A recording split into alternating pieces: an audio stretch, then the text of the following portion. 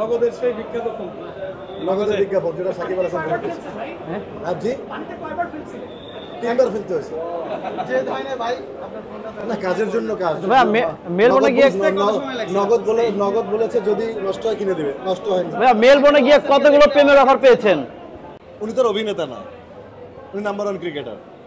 But আমার সাথে এত সুন্দর অভিনয় করেছে সাবলীল এবং মোস্তফা সরোয়ার ফারুকির বানানো সবকিছু মিলে মনে করেন তোর সম্মিলনটাই তো অন্যরকম। এবং আপনারাই তো বললেন এত সুন্দর সারা পড়েছে। এবং সিডনিতে আমি যখন স্টেজে উঠছি বলছে ভাইয়া প্লিজ, পুরা হাজার হাজার দর্শক বলছে ফোনটা দেখবে। তার মানে বিজ্ঞাপনটা কোন পর্যন্ত টাচ করেছে। এবং নগদের ক্যাম্পেইনটা এত সুন্দর হয়েছে, সবাই মানে সাকিব আল হাসান ভাইও এত সুন্দর অভিনয় করেছে। এটা অনেক অনেক দুর্দান্ত হয়েছে আমার কাজটা। এবং সবাই বলেছে জায়েদ খান অভিনেতা হওয়ার চেষ্টা করেছে আর কি।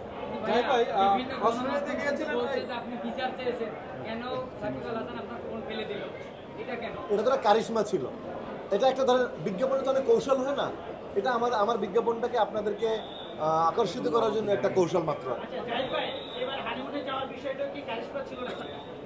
হানিমুনে কোথায় গেলাম? অনেকে বলাবলি করতেছে আপনি নাকি হানিমুন থেকে ফিরলেন আজকে। শো করে ফেললাম এতদিন, হানিমুন করলে তো আর শো কিভাবে হলো? তাহলে ওখানকার গণমাধ্যমে লিখতো না, ওখানকার তো স্থানীয় গণমাধ্যম আছে।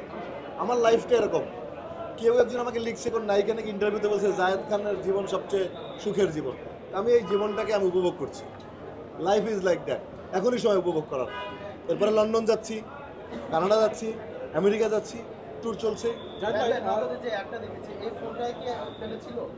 হ্যাঁ, এই ফোনটাই ফেলেছিল।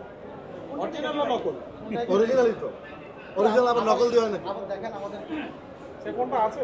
অবশ্যই আছে, ওই যে সাথে নেওয়া রেডি পুরো। পানিতে দেওয়ার পর কি ওয়াটারপ্রুফ ছিল? ওয়াটারপ্রুফ। নগদের সেই বিখ্যাত ফোন, নগদের বিজ্ঞাপন যেটা সাকিব আল হাসান করেছে। হ্যাঁ জি, তিনবার ফেলতে হয়েছে। না, কাজের জন্য কাজ। ভাইয়া মেলবোর্নে গিয়ে নগদ বলেছে যদি নষ্ট হয় কিনে দিবে, নষ্ট হয়নি। ভাইয়া মেলবোর্নে গিয়ে কতগুলো প্রেমের অফার পেয়েছেন?